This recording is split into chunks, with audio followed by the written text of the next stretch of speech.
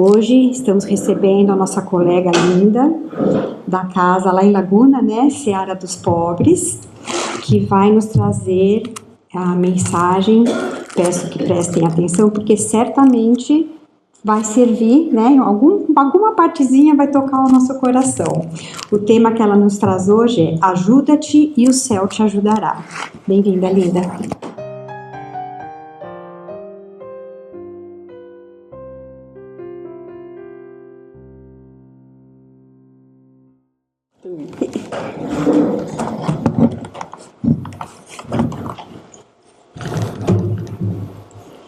Boa tarde a todos. Tá bom assim? Tá bom? Estou muito feliz de estar novamente aqui, né? Vim uma vez à noite, uma segunda-feira, conhecer, amei essa casa, esse ponto de luz, né? De Jesus, abençoado por Deus. Muito bom mesmo. Então, o tema que eu trouxe hoje, ajuda-te que o céu te ajudará. Ele está no capítulo 25 do Evangelho segundo o Espiritismo, né, onde diz: buscai e acharei, batei a porta e se vos abrirá, pedi e obtereis. É muito interessante, porque quando fala desse capítulo, buscai, batei, pedi, são verbos de ação, né? E aí, então, pensando um pouquinho, lá no comecinho da Bíblia, fala Deus a Abraão: sai da tua casa, pega sua família, os seus pertences, e eu lhe mostrarei o caminho da terra prometida. Olha só o que ele disse. Ele pediu que Abraão, primeiro de tudo, tinha que sair daquela terra onde ele já estava, confortável, vivendo com a sua família, né? Para depois que ele saísse, aí sim ele iria mostrar o caminho da terra prometida. Então, aí esse capítulo, ajuda-te que o céu te ajudará, ele é semelhante a esse buscai e acharei, né? E aí, então, Emmanuel tem um capítulo do livro Instrumento do Tempo que ele diz: ajuda-te. E então ele começa assim: rogando amparo ao Senhor, não esqueça a prestação de amparo a ti mesmo. Então, quando a gente roga ao Senhor o amparo, né? Ele diz que primeiro você tem que também prestar atenção em você. E aí, então, a gente prestar atenção no que a gente faz, por onde a gente anda, quais são as nossas escolhas, né? Porque as nossas escolhas de hoje, elas vão refletir na nossa próxima vida, né? Na reencarnação. Então, elas vão refletir. Então, as nossas escolhas de hoje, precisamos prestar bastante atenção, que é o que ele nos diz aqui. Depois ele fala assim: Deus confere ao lavrador a luz do sol, a bênção da chuva, o vento. Aí ele diz mais, porque sempre tem um mais, né? E é onde a gente tem que prestar mais atenção. Mas não lhe dispensa o próprio suor. Então é o quê? É fazer a nossa parte, né? É um convite ao trabalho. E o trabalho põe em ação as forças da inteligência. E assim vem o progresso. A lei do progresso é filho da lei do trabalho. Olha que interessante, está no Evangelho. Nos faz querer sempre mais, almejar mais, crescer, evoluir. Não é assim? A gente tem uma casa pequena, a gente deseja ter uma casa um pouquinho maior, né? A gente tem um carro mais ou menos, a gente gostaria de ter um carrinho melhor. Isso é evolução, isso é essa vontade de crescer. E isso vem da lei do progresso. Tá? Então, evoluir em inteligência e em moralidade. Ambas crescem, mas nunca juntas. Uma cresce primeiro e outra depois. Porém, a inteligência ajuda a crescer a moral. Olha como é importante a gente trabalhar e estudar e buscar desenvolver a nossa inteligência, para daí assim nós compreendermos melhor a importância da moralidade, né? E dentro da lei do progresso, nós temos a reencarnação, né? Que é uma lei natural. Porque a reencarnação nos ajuda o quê? A evoluir. Cada vez que a gente vem aqui, a gente evolui um pouquinho, mínimo. Muitos até não, muitos até são estacionários, muitos até se comprometem cada vez mais. Por quê? Porque a gente deixa de prestar atenção nas nossas escolhas, no que a gente está fazendo, né? Então, é muito importante. E aí ele continua, ele diz assim: pedirás o concurso do céu em teu benefício. Entretanto, de que valeria a bênção do alto se te consagras deliberadamente ao menosprezo da própria vida? Daí tu fica pensando, meu Deus do céu, tem cuidado da sua vida? Tem prestado atenção na tua alimentação? No que o teu corpo precisa? Porque a tua vida precisa também, nós precisamos, o corpo é um instrumento da nossa vida, do nosso espírito, que serve para evoluir, né? Tem cuidado do corpo, tem cuidado da alma, porque a nossa alma também precisa desse alimento, né? A oração, uma boa leitura, um bom livro, né? E ele continua. O título é Ajuda-te. E aí ele diz assim: o médico mais competente não conseguirá se o enfermo não deseja se curar. O médico, ele pode fazer de tudo, mas se no íntimo, aquele que está dizendo que quer se curar, no fundo, o desejo ele é muito íntimo, ele não quer, não vai adiantar, não vai conseguir, porque não depende só do médico, depende também daquele que está enfermo, que quer se curar, né?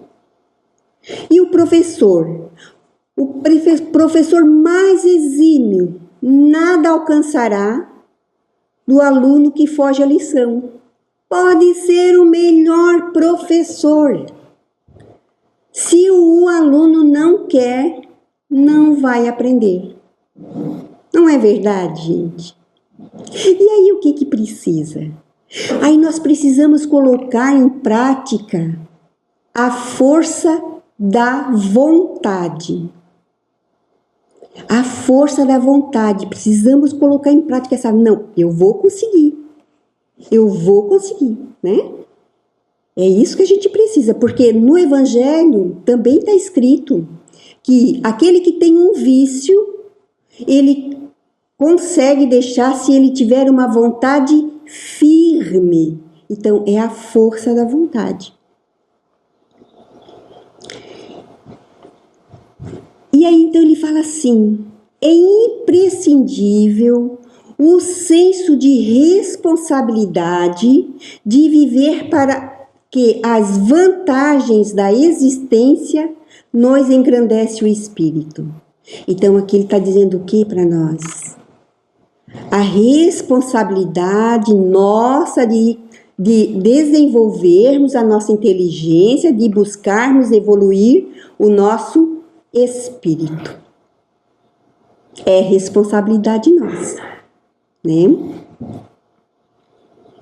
E ele também diz assim: a oração será sempre o desejo expresso, exigindo esforço próprio, a fim de concretizar-se. Olha só, oração, ação, né? Então, oração, ela necessita também de um esforço nosso, né? Daquilo que eu quero, eu preciso também me dedicar, me esforçar, né? E aí ele fala assim, que um edifício não se ergue do solo tão somente pela beleza e pelo merecimento da planta. Então o engenheiro vai lá e faz uma planta linda, belíssima, tudo planejado, tudo minimamente direitinho. Mas se não colocar trabalho, mas se não colocar execução, se não ir em busca de concretizar essa obra, nada acontece. Sem ação, nada acontece. Oração, ação, né? Então, que a gente saiba que quando a gente for orar, nós também temos que fazer a nossa parte. A prece que nos exterioriza o anseio de progresso e de luz é o projeto louvável de nossa melhor esperança. Mas, se em verdade pretendemos chegar ao progresso e à luz, temos que querer ardentemente.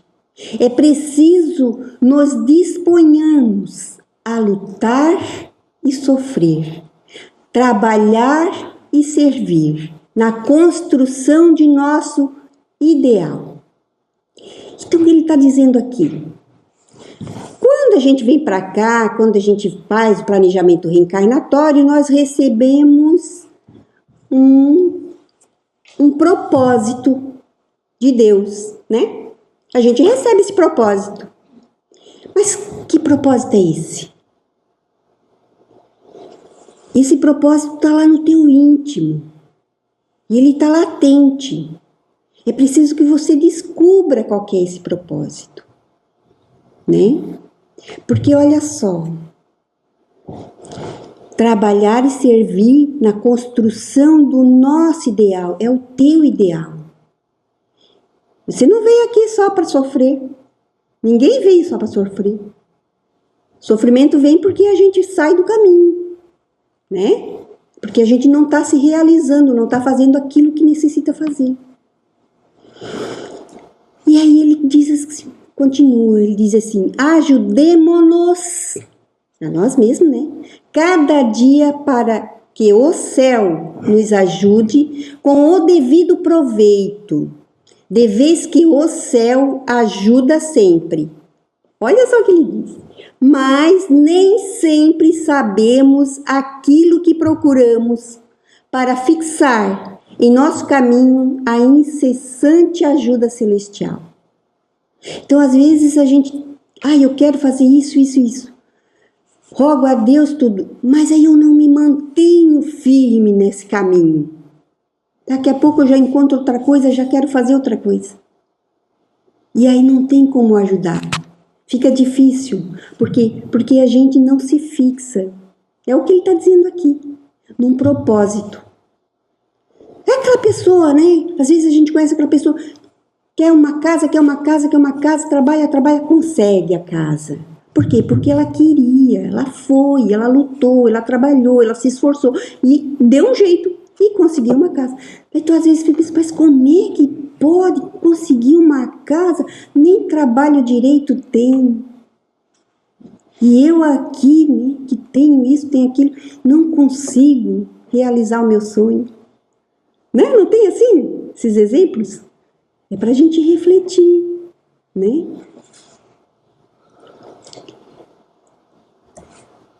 E André Luiz?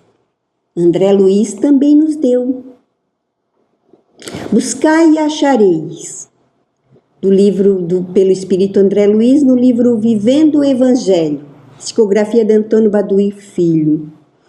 Ele faz bastante referência dos capítulos do Evangelho, muito bom, que André Luiz, Emmanuel dá aquela floreada, né? Emmanuel e André Luiz, ele é reto, né? André Luiz, as falas dele são ali, ó, na veia. Então, André Luiz, ele diz assim: ânimo nas provações, coragem nas boas obras, paciência na dor irreversível, esperança no momento difícil, tolerância na convivência familiar, que precisamos, né? Renúncia no sacrifício indispensável, resignação nas enfermidades crônicas, disposição nas tarefas do bem, humildade no convívio diário, paz nas atribulações. Jesus disse: buscai e achareis. Busca, pois, a inspiração do alto para todas as horas da vida, e acharás em tuas atitudes a presença do Evangelho. Porque Jesus nos deixou o caminho. Está ali no Evangelho, tudo certinho, para a gente ir evoluindo gradativamente, se a gente prestar atenção, né? A gente buscar a nossa vivência no Evangelho, trazer o Evangelho, que são os ensinos de Jesus, para o nosso coração e aplicar no dia a dia. Tem uma partezinha muito boa, que ele está aqui no livro dos médiuns. Ele está indicando a leitura, nesse mesmo capítulo 25, ele indica a leitura desse mesmo. Então, é só um pedacinho que eu vou falar aqui, que eu vou ler para vocês, tá? Ele diz assim: é sobre interesses morais e materiais. Podem pedir-se conselho aos espíritos? Pode pedir conselho aos espíritos? Certamente, eles respondem. Os bons espíritos jamais recusam auxílio aos que invocam com confiança, principalmente no que concerne à alma. Repelem, porém, os hipócritas, os que simulam perder a luz e se comprazem nas trevas. Não adianta fingir, né? A espiritualidade sabe. E para a gente ir finalizando, eu vou fazer uma leitura de uma história. Uma história que está no livro Em Torno do Mestre, de Vinícius, que ele representa tudo isso aqui que eu falei. Mas eu trouxe essa história porque ela é linda demais, né? Que é o pai e o filho. O pai diz: que queres, filho? Procura-me com tanta insistência. O filho: quero riquezas meu pai. Desejo possuir largos cabedais, muitas fazendas, ouro e prata. Aspiro ser um cresço, um homem muito rico. O pai diz: dar-te-ei o que pretendes, filho, porém, previno-te de que de novo me buscarás, porque não te sentirás satisfeito. Passa o tempo, o pai diz: aqui estou, filho, que desejas de mim, uma vez que me buscas com tanto interesse? O filho diz: quero saúde, força, vigor físico, resistência. Invejo os Hércules, os ursos, os titãs. O pai diz: terás o que solicitas de mim, filho. Não obstante, advirto-te de que de novo me procurarás, porque não te sentirás satisfeito. Passa o tempo. Diz o pai: eis-me aqui, filho.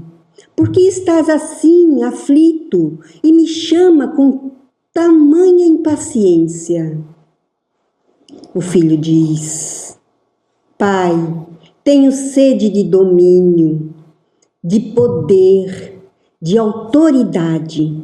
Meu desejo é governar, é conquistar reinos, dominar nações, imperando discricionariamente sobre povos e raças. Tenho por modelos Napoleão e Júlio César. O pai responde: será deferida sua petição, filho. Contudo, permite que te observe. De novo me demandarás, porque não te sentirás satisfeito. Passa o tempo. O pai diz: por que bates assim sofregamente nos tabernáculos eternos? Sossega, acalma-te e fala. O filho diz: pai, sou ávido de glórias, a fama me fascina, a notoriedade me arrebata. Nenhuma alegria terei enquanto não lograr esse meu intento.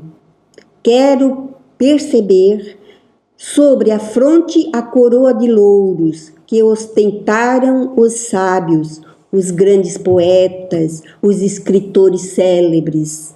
Anelo ser Camões, Cícero, Hipócrates.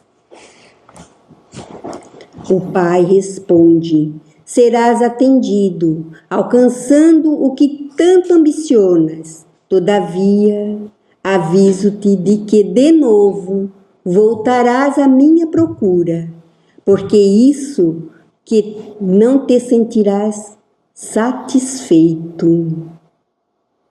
Passa o tempo. Diz o pai: aqui estou, filho. Pede o que desejas. Dize o que pretendes de mim.